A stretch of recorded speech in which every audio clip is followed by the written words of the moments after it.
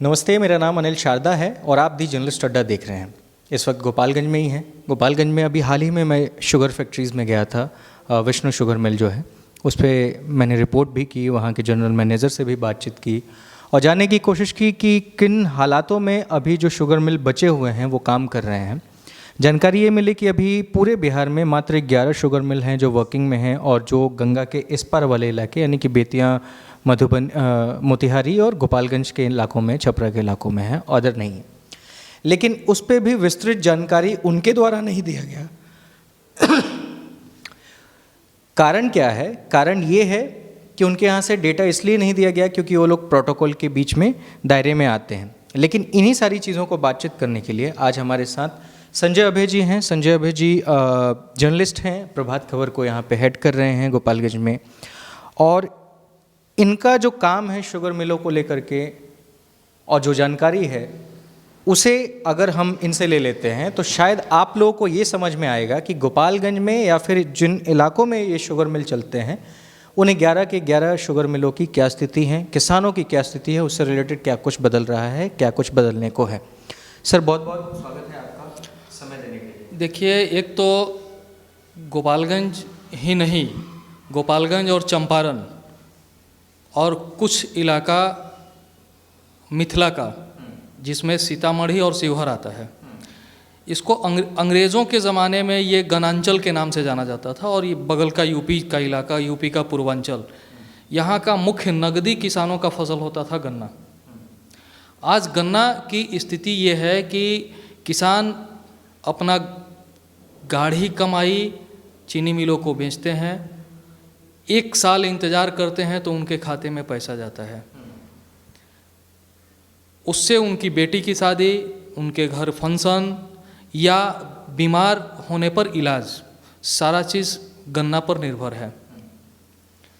चीनी मिलों की खस्ताहाली 1990 के दशक से शुरू हुई और आज 1992 में हथुआ चीनी मिल बंद हो गई। हथुआ चीनी मिल बिहार सरकार की चीनी मिल थी और लालू जी और राबड़ी जी के सरकार में इस चीनी मिलें बंद हुई। साथ में वहाँ शराब फैक्ट्री भी था, शराब फैक्ट्री भी बंद हो गई। और हथुआ चीनी मिल बंद होने के कारण गोपालगंज जिले के 80,000 से अधिक परिवार, जो गन्ना किसान का परिवार था, वे आर्थिक संकट से जूझने लगा। ये जो हथुआ का चीनी मिल है वो क्या अंडरटेकिंग ऑफ गवर्नमेंट था या प्राइवेट?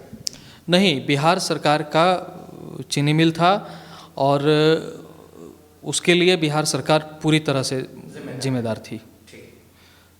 चीनी मिल चलाने के लिए कई बार लोगों ने मांगे कि मुद्दा भी बना।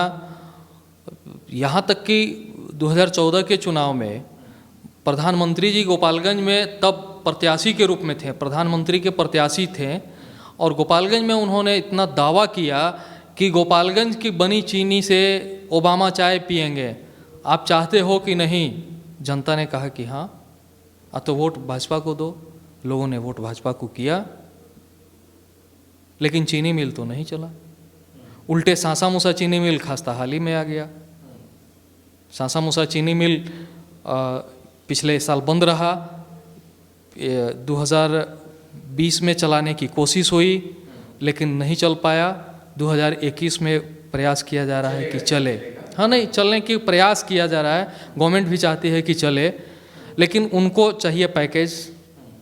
उनका कहना है कि मेरा चीनी मिल बॉयलर फटने से हमारे 9 कर्मी मर गए, हमको 2 करोड़ का क्षति हो गया। जो क्षति हुई उसका मुआवजा चाह रहे हैं, बिना इंटरेस्ट का लोन पैकेज मांग रहे हैं जो गवर्नमेंट देने को तैयार नहीं है। बैंक से उनका कर्ज पहले से है, बैंक का कर्ज चुकता नहीं कर पा रहे हैं। तो तमाम बातें हैं। मैंने आर्थिक संकट से सासा मूसा चीनी मिल भी जूझ रहा है। वहाँ के किसान भी धीरे धीरे गन्ना से अपना मोह भंग करने लगे हैं। अब दूसरे साइड में किसान शिफ्ट कर रहे हैं, अब दूसरे खेती को लोग अपना रहे हैं। तो कुल मिला जुला करके गन्ना का स्थिति बहुत ख़राब है। सर, फिर से खेती की बात आ रही है, किसानों की बात आ रही है, तो मैं 2-3 चीज़ें जानना चाहता हूँ आपसे कि देखिए, शुगर मिल तो जो 2 बंद हो गए, बाकी 2-3 और चल रहे हैं, 2 चल रहे हैं? 3 चल रहे हैं। 3 चल रहे हैं, ठीक है। तो किसानों का प्रोडक्शन ख़त्म हो गया, अब अगर वो दूसरी तरफ शिफ्ट भी होते हैं तो किन फसलों की तरफ जाएंगे? देखिए, संभावनाएं बहुत हैं। गोपालगंज में औषधीय खेती किया जा सकता है। यहाँ की उर्वरक क्षमता है कि औषधीय खेती में बेहतर लाभ दे सके। खस का खेती कर सकते हैं, अश्वगंधा कर सकते हैं, या पिपरामिंट का कर सकते हैं। माने तमाम चीज़ें हैं खेती करने के लिए, कहीं कोई कमी नहीं है। पपीता हो सकता है, केला हो सकता है, ठीक है। लेकिन जो हमारा कृषि विभाग है इस तरफ किसानों को मोड़ नहीं पा रहा। ठीक है, इस बात पे हम लोग दोबारा आएंगे, लेकिन चीनी मिल के मुद्दे को अभी बातचीत करना ज़रूरी है। सासा मूसा जो फैक्ट्री है उसमें ज़्यादातर किसानों की जो गन्ना का पैसा है वो भी फंसा हुआ है।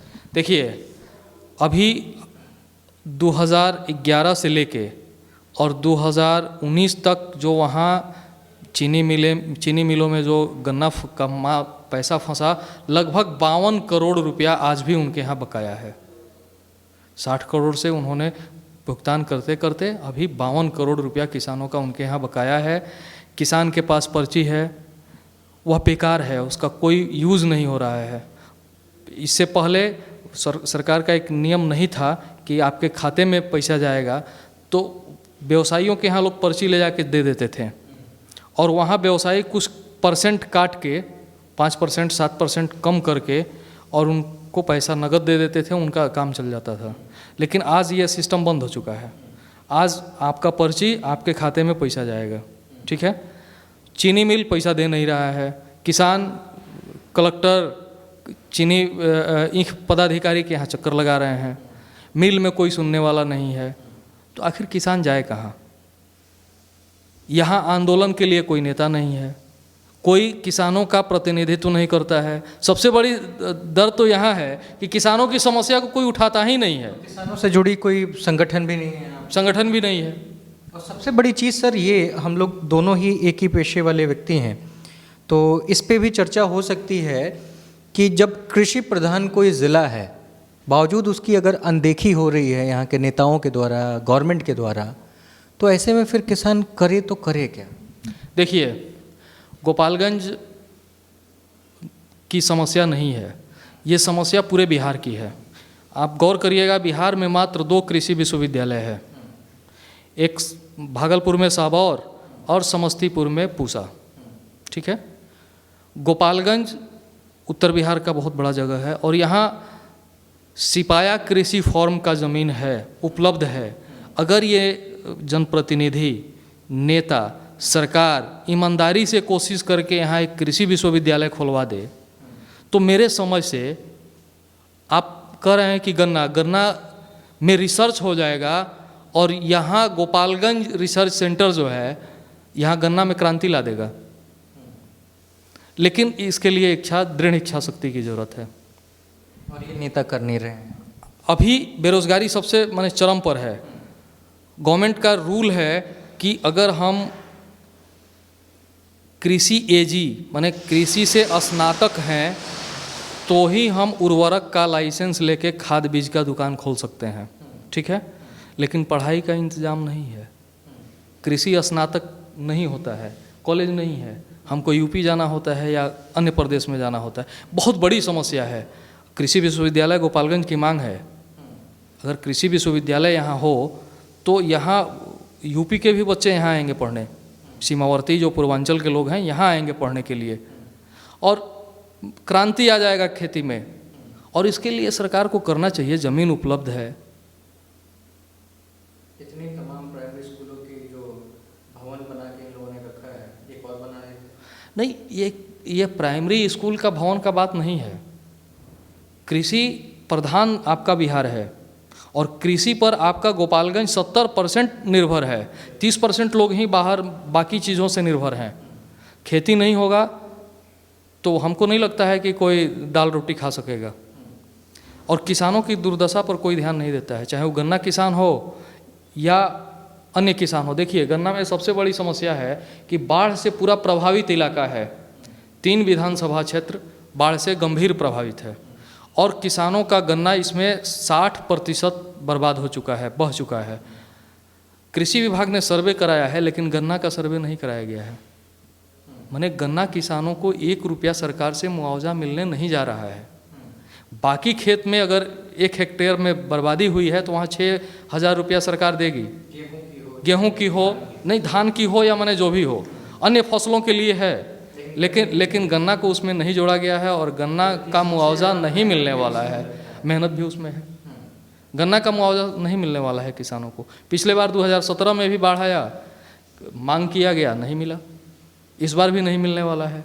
किसान कहाँ जाएगा, वो तो अपनी पीड़ा से कराह रहा है। अच्छा, किसान जो गन्ना देते हैं फैक्ट्री उसको, तो मैं अभी जब फैक्ट्री में बैठा हुआ था यहाँ के विष्णु शुगर मिल में, तो वहाँ के जीएम का कहना है कि हम तो दे ही देते हैं कभी ना कभी लेट सेट पैसा किसानों को, लेकिन हमें नहीं मिल पा रहा है। यानी कि वो कहते हैं कि हमारे लिए भी एक एमएसपी तय होना चाहिए जो एसोसिएशन के द्वारा हो। अभी सरकार के द्वारा 31 रुपये का मूल्य तय किया गया है शुगर को बेचने के लिए, लेकिन वो कहते हैं कि उनका प्रोडक्शन कॉस्ट ही 35 से 36 रुपये पड़ता है। तो ऐसे में शुगर मिल चलेगा कैसे और कब तक कोई लॉस में चला पाएगा?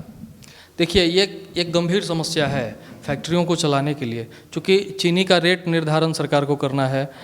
चीनी अपने मन से बेच नहीं सकते हैं मार्केट में, आवंटन सरकार को देना है। अगर 1 साल आवंटन नहीं आया तो उनके यहाँ डंप कर जाएगा चीनी, तो उसका तो हिसाब किताब गवर्नमेंट को तय करना होगा। और ये मामला गवर्नमेंट स्तर का है।